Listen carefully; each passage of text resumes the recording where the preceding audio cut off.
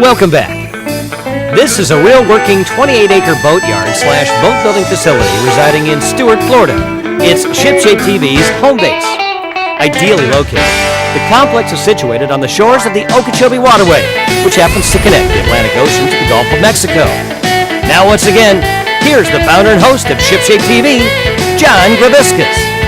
Well, thanks, Buck. Where I want to begin today is by selecting a fighting chair for the Monterey. And that leads us to our first expert guest.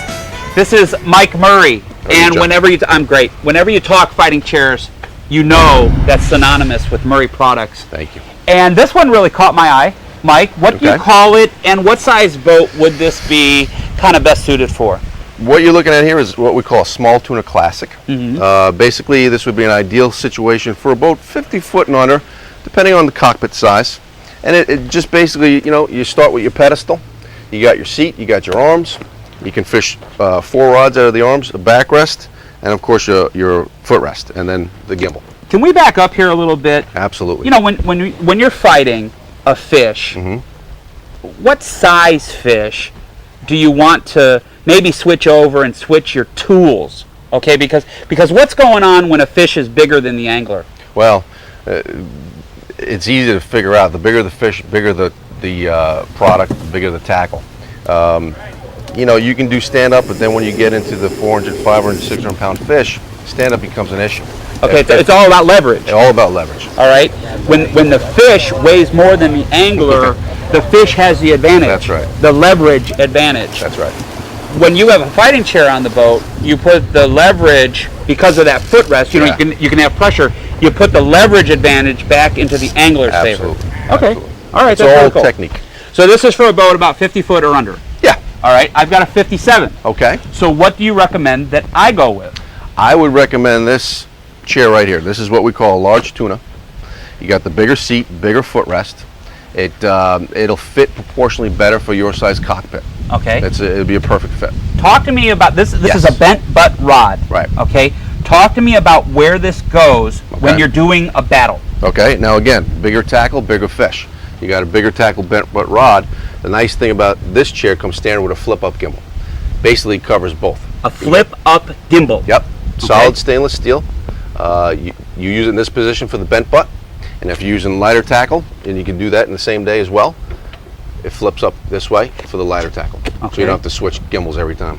Now, Mike, this looks different. This area right back here, right, rather than your small tuna chair. What is this for? This would be the option for a chair, any size chair. We call this a rocket launcher. And basically, this is intended to fish 4 rod holders or 6. We have a 6 one as well. Comes nice with a bait tray, 2 cup holders, which is always nice, and you also have a drawer for tackle, gloves, what have you. It's a nice feature to have. This is the very common piece right now. Check out the seat, okay? This looks like some artwork actually here. Yeah, that's actually a hand burnt on 2 blue marlin. That is gorgeous. How are your seats? How is the way that your hardware attaches to the seats? How is that different than a lot of fighting chair companies? Let me show you. Back in our factory, when I'll take you over there, this is our standard seat. What we do different than anybody else is, over the years, is through bolt construction. We've been doing this for over 37 years. This has never failed us yet. Okay, check this out. All right.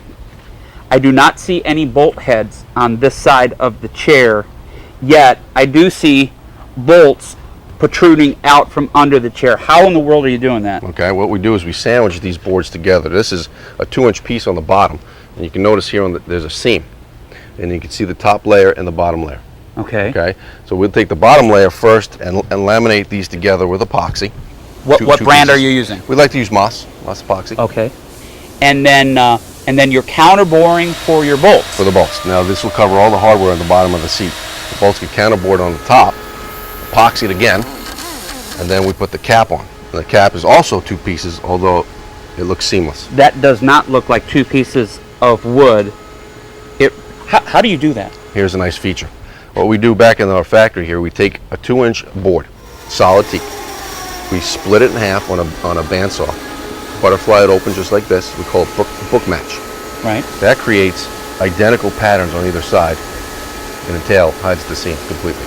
Then you actually make the the cuts. Yeah, then it goes back on the CNC machine, cuts all the profile, puts all the radiuses, make it nice and smooth, and that's how we do our seats. Okay, now I see some bolts sticking out from the side of the seats.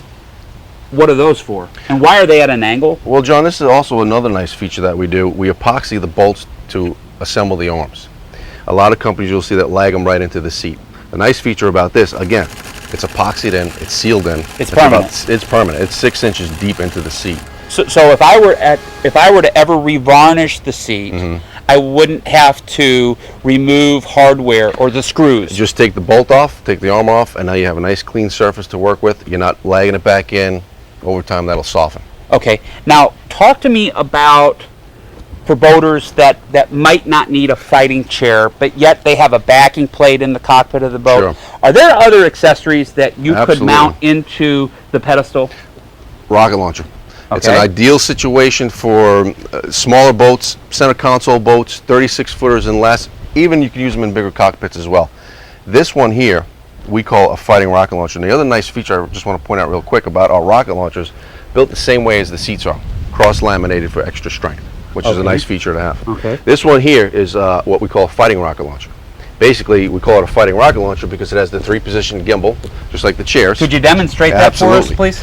When you're doing a little stand-up action, it's a nice feature to sit on, drop your rod in, takes the pressure off your back, and now you can fight your fish this way. Okay, now I've also seen tables Yeah, that get tables. mounted right at the where the pedestal is. There's a lot of accessories that you can put Oh, in sure. that space in the boat. Yeah.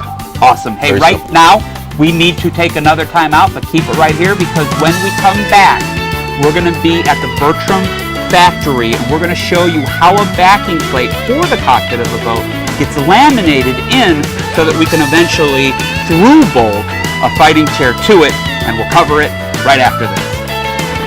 Don't pull up anchor. ShipShape TV will be right back. Welcome back.